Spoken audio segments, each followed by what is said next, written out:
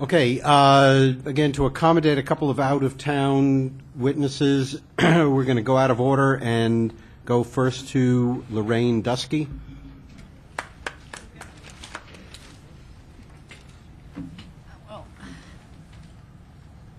My name is Lorraine Dusky. I am one of the... Do you swear or affirm that the testimony you're about to give is true? Absolutely. Thank you. I am one of the people that everybody, the people against this bill have been here arguing to protect. I mentioned that in 1979 I wrote a book called Birthmark, and it was about the process of giving up my child, and I came out publicly. I instantly became an expert on birth mothers and adoptees because I received hundreds of letters from all over the country. I mean, young adoptees wrote me who were 14, thinking that they were my children. I mean, I answered all of these letters. I had phone calls from adoptive parents who would hang up, thinking that I was the mother. Since then, I've written many articles about this for everything from the New York Times to, oddly enough, Town and Country and Cosmopolitan. And each time I receive hundreds of letters. So I have been in touch with many, many adoptees and birth parents over the years and heard about the pain and anguish that they have endured, either not knowing from both ends. So that is who I am. I'm going to begin with testimony that Mr. Gottfried may not remember, but I'm going to remind him. If I had known that someday I could meet my daughter, it would have been so much easier to sign those papers. My social worker and I went over this point again and again and again. Never, never could I see her. Not ever, she said. Time heals all wounds. It does not heal this one. I said those words at a hearing at the New York State Senate Assembly on April 28, 1976. The hearing was called Sealed Adoption Records and Identity. Assemblyman Gottfried was co-chair of that hearing, held for the same purpose we are here today, to consider giving the adoptees the right to learn their true identities. That was 37 years ago. I have arthritis. Chairman Gottfried has a gray beard, and thousands more of adoptees in New York State have died without the legal right to answer the question that most of us here today, but there's many adoptees, I can't say most, know it's an uncomplicated question. We just know, who am I? We know who we are because we are born to our parents. What are we still doing here today? I will summarize the story because it does hit on many of the points, my own personal story. I started writing back to the agency when I was 5. I mean, I argued so long with the social worker about the sealed records provision of the law that she finally sat back and put down her pencil and said, well, we can't help you. I was in a strange city. I was freaked out that my parents might know that I was even having a baby. The father was pushing the adoption. I really felt I had no choice. I did not know how to arrange a private adoption so that I could know these people, which would have been my choice. I started writing to the agency in Rochester when I was 5. By the time she was 6, and I would get a letter back saying that she was fine and happy with her parents. By the time she was 6, she began having grand mal seizures, and her doctor, when her parents started writing to the agency asking for information, they actually got no letter. And I wrote 3 more times, and they would say each time, she's fine and happy. She was not fine. She was having epileptic seizures that were probably caused by the birth control pills that I took when I was pregnant, when the doctor told me I was not pregnant. So for about 4 months, I took birth control pills. I've done a fair amount of research, and it does look that is probably the cause of the epilepsy that she had. When I finally, at one point, this became some news when DES came in the news about the effect that DES given to pregnant women could have. I started asking doctors about this, and I was writing medical articles. And they said that absolutely, not only did everybody needed to know this, and she needed to be checked. So they finally sent them a letter. But by then she was 12, and it was sort of like, so what, because she continued to have those seizures. So at that time, when I called her parents when she was 15, I used 4 months' rent. I used actually money that I had left over from Birthmark.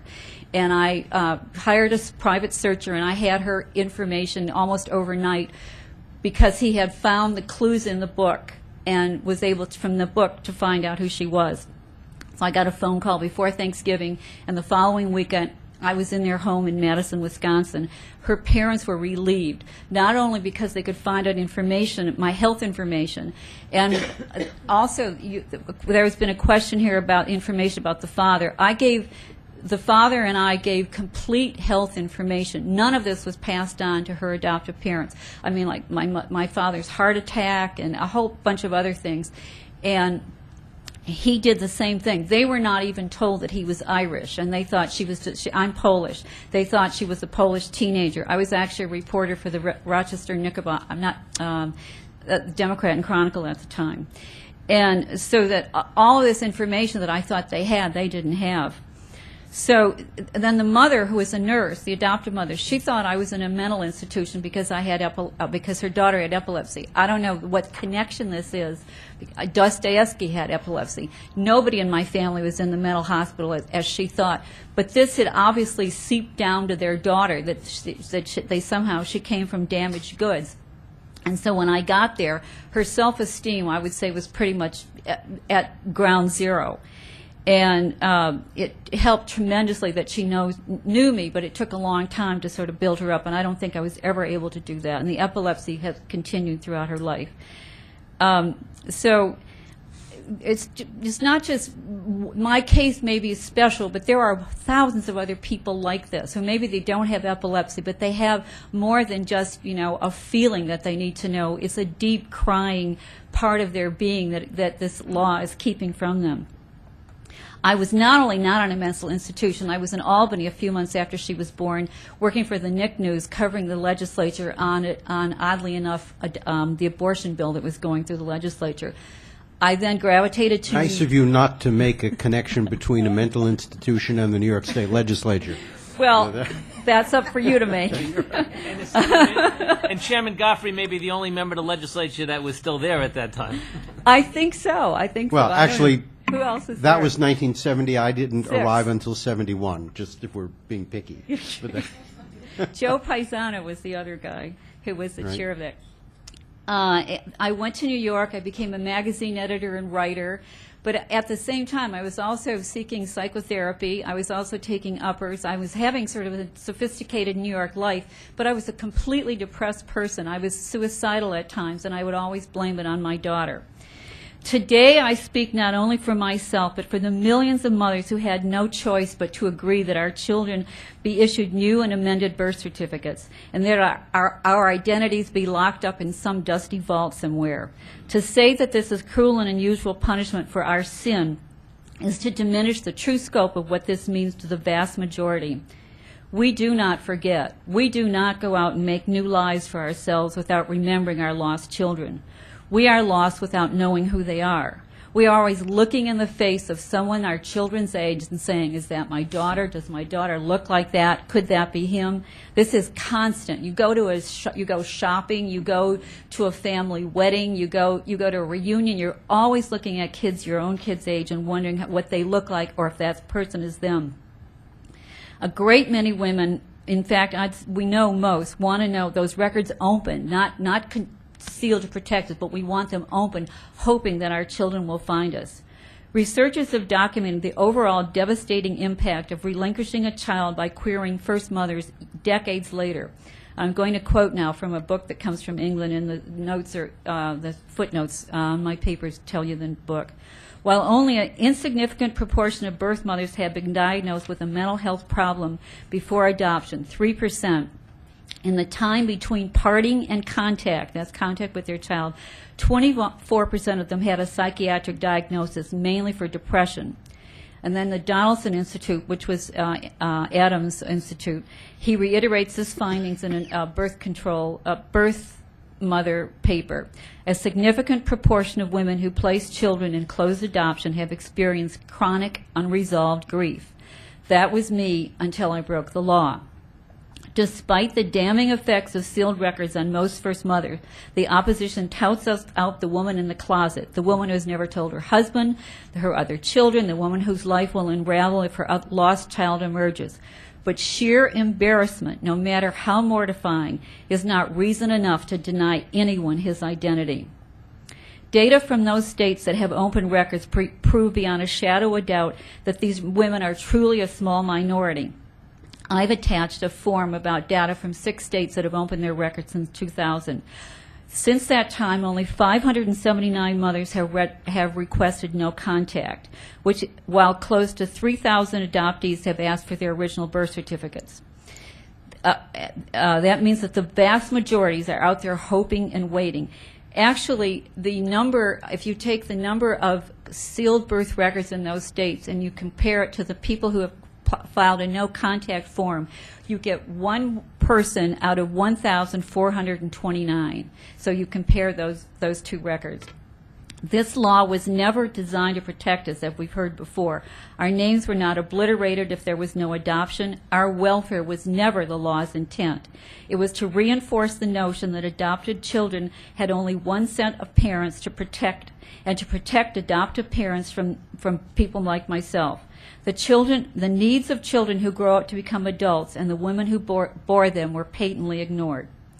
No matter how pathetic we were once, we and the times have changed. We deserve no special treatment at the expense of a whole class of people, separated only from the rest of us by adoption. The state affords no protection to any other group. People can't hide from previous marriages.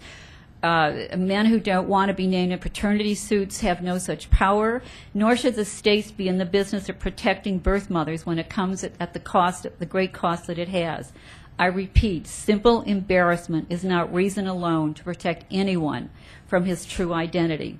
There was some talk about the registry. The big problem with the registry is that adoptees often do not have the correct or enough information to make a real match.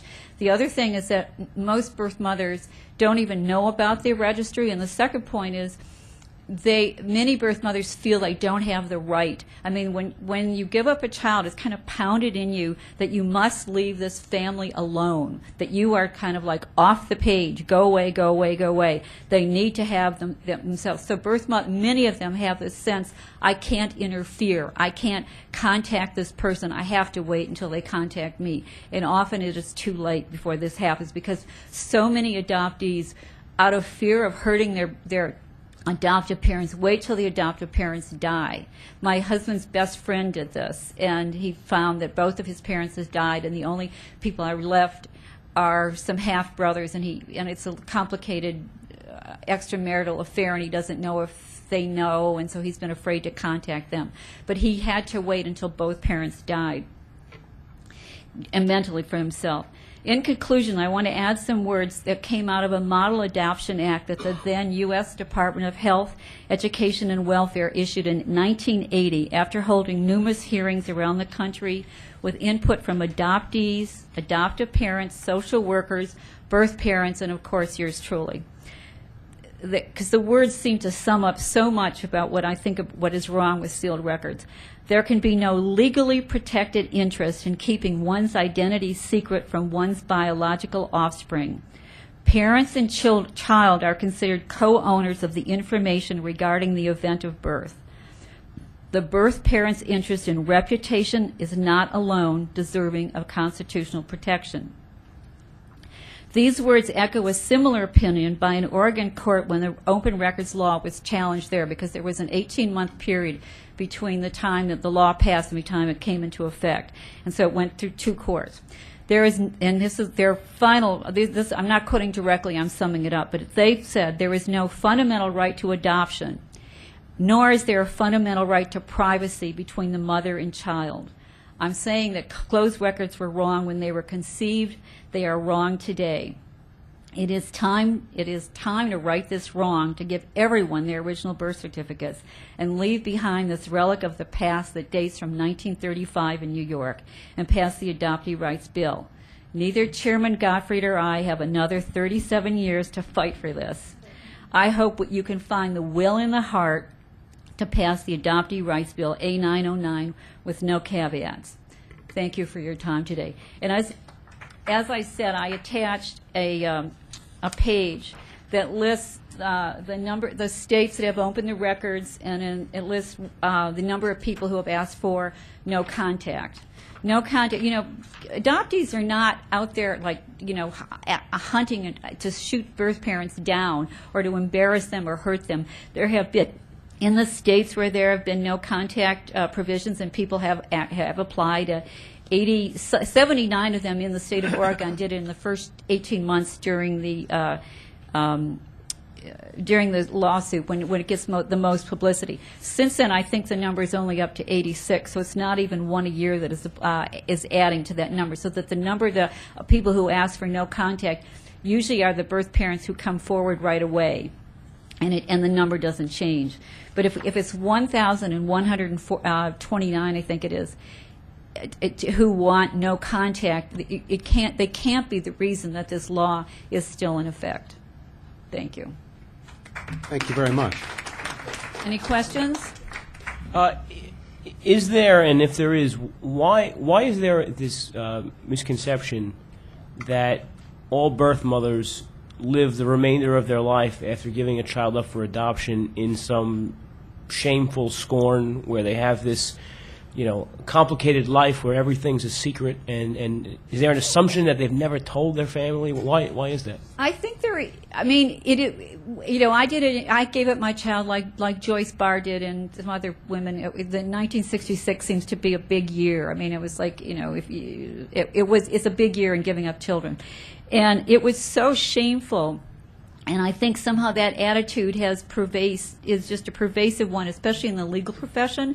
They see the birth mothers at the time they're giving the children up. I mean, I was freaking out that that it was going to be in the Democrat and Chronicle, because they were publishing births. The father was the political reporter for the newspaper. My parents were back in Michigan. I did not let them know. I told one girlfriend. I was living in hiding. And I had no idea that, 10 years later I was going to be, actually I was on the front page of the Knickerbocker News, birth mother comes out of closet.